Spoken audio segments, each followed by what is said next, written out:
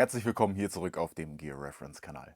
In der heutigen Episode gucken wir uns das erste Flecktarn Chess-Trick der Bundeswehr an, welches mit dem PALS Molle-System ausgerüstet war. Hier das Modell von Lindnerhof Taktik, das Chess-Trick Split Front der zweiten Generation.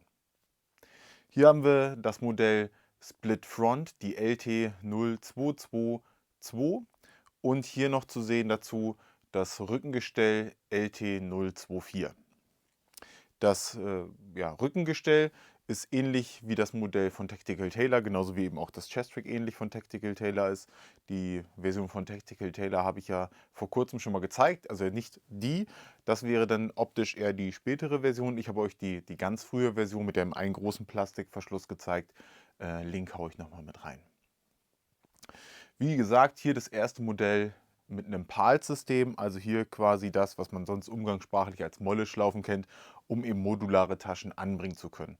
Vorher hatten wir schon ein paar dienstlich gelieferte Chess-Tricks, aber eben keins davon, was mit PALs ausgestattet war und somit voll modular war. Hier, dieses Modell ist so ausgegeben worden in dem Multifunktionswestensatz der komplett von Lindnerhof Taktik gestellt wurde und so an das KSK ausgegeben wurde. Und eben in diesem Satz war dieses Chess-Trick ein Teil des Tragesystems neben dem Plattenträger der dritten Generation, den ich ebenfalls schon mal vorgestellt habe. Auch hier nochmal das Video für euch.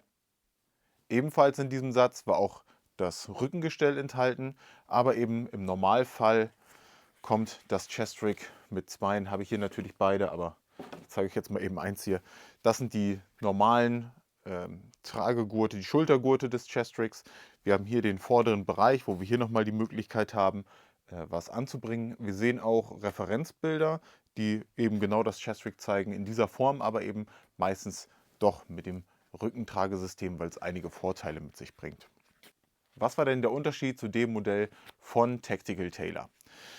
Und zwar hat Lindnerhof bei ihrer ersten Generation das System ähnlich gehalten, dass sie einen durchgehenden Strap hatten. Und zwar zeige ich euch das hier nochmal an meinem an der Two-Piece Modular Assault Vest von Tactical Tailor, die quasi ja das Vorbild für dieses Rig ist.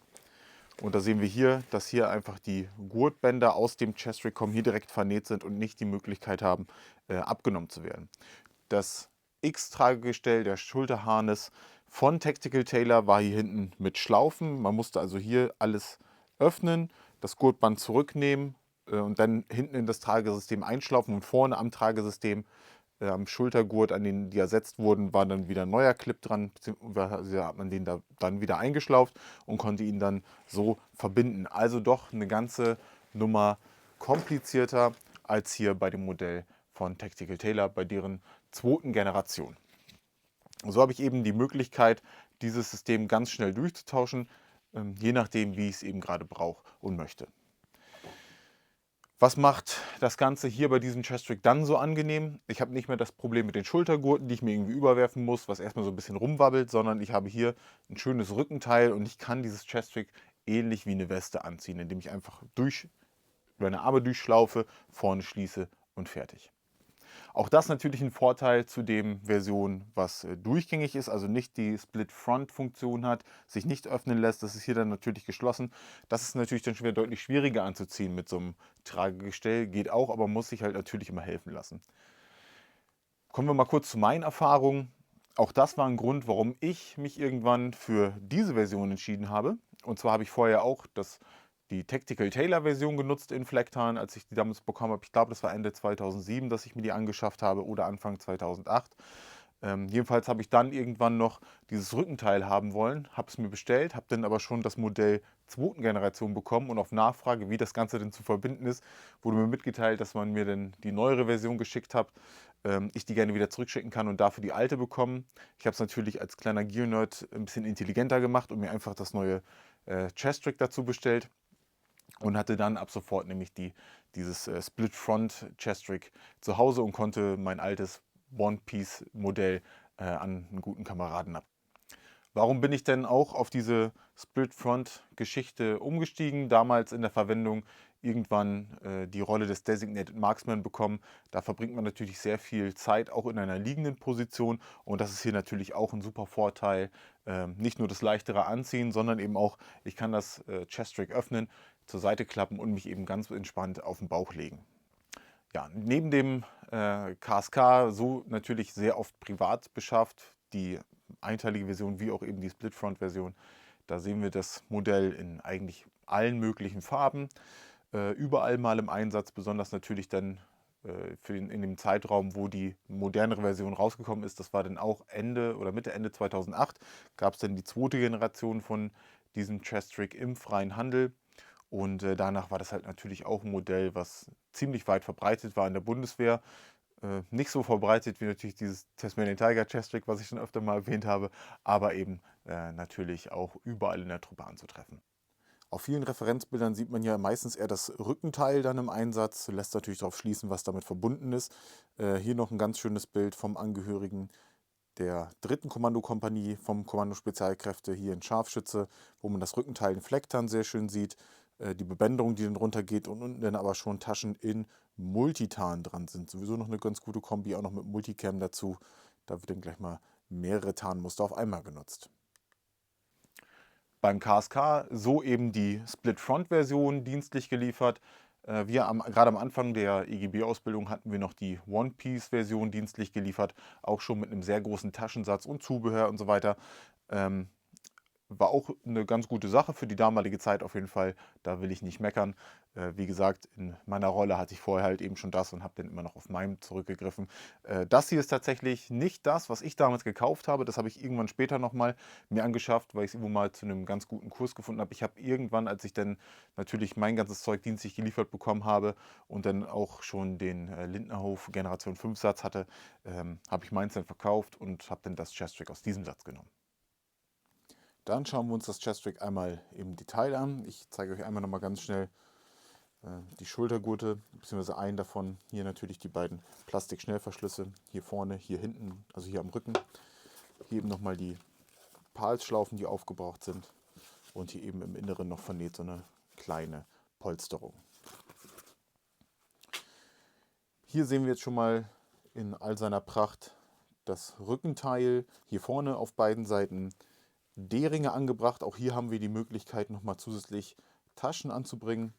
Hier oben ist so ein elastisches Gurtband, wo man etwas durchstecken kann. Ich habe damals hier nochmal so ein Tourniquet durchgesteckt. Hier natürlich ganz gut für Kabel etc. oder für ein Camelback. Und ansonsten sehen wir auch hier schon das Padding im Inneren. Den Rückenbereich gucken wir uns gleich mal an, wenn wir das umdrehen. Hier, wie schon erwähnt, die Plastikverschlüsse und hier eben auch nochmal für das Rückenteil. Und da sehen wir auch schon, wie schnell man das Ganze rein theoretisch wechseln oder auch eben abwerfen kann, wenn man es denn eben muss. Wir haben auf beiden Seiten genau quasi die gleiche Fläche an Palsschlaufen zur Verfügung. Wenn wir das Ganze öffnen wollen, hier das Schöne eben an diesem Split Front Design. Hier hinten haben wir nichts Besonderes. Wir sehen hier nochmal das alte Lindnerhof Taktik Label. Normalerweise ist hier noch so ein anderes Label dran gewesen. Sieht man auch, dass hier was abgeschnitten wurde. Das ist dann die Bundeswehrbezeichnung etc. drauf gewesen. Hier unten haben wir noch eine Wasserablauföse. Hier eben noch den Rückengurt. Ja, hier in die Palsschlaufen kann ich natürlich anbringen, was ich möchte aus dem gesamten Taschensatz. Also ich habe auch nicht jede Tasche einmal oder so, die damals in diesem Satz war, da. Ich könnte aber mal ein Video machen, wo die Taschen zumindest bebildert drin vorkommen mit den Referenzen dazu, wenn es jemand interessiert. Ansonsten haben wir hier noch im Inneren ein Kartenfach. Es geht komplett durch, ist nicht beschränkt, sondern ich kann den kompletten Bereich quasi nutzen. Den haben wir auch nochmal auf der anderen Seite. Ja, wie man sieht, viel dran ist gar nicht, sonst erzähle ich immer deutlich mehr zu den einzelnen Stücken. Da sind dann aber auch mal Taschen dran. Hier nun nicht. So, hier nochmal die Rückseite vom Rückenteil. Hier haben wir nochmal so einen Berge-Tragegriff, auch ganz nett, hier mit Klett fixiert, damit man nicht irgendwo hängen bleibt. Und hier die Möglichkeit eben mit Palsschlaufen auch wieder was anzubringen, wie zum Beispiel den Lindnerhof Taktik Hydration Carrier, der auch zum Beispiel damals in dem Satz war. Hier nochmal die Version mit dem kleinen grünen Label und hier eben nochmal das militärische Label dahinter. Genau, hier stelle ich nochmal die Länge für das Rückenteil ein.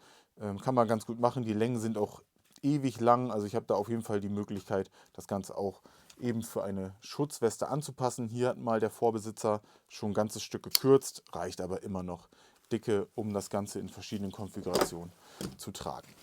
Genau, diesmal recht kurzer Teil, einmal die Details dieses Chestricks. Dann bedanke ich mich wieder mal fürs Zusehen. Seid gerne beim nächsten Mal wieder mit dabei. Lasst gerne ein Like da, kommentiert und abonniert gerne den Kanal. Und dann sehen wir uns bis bald. Ciao.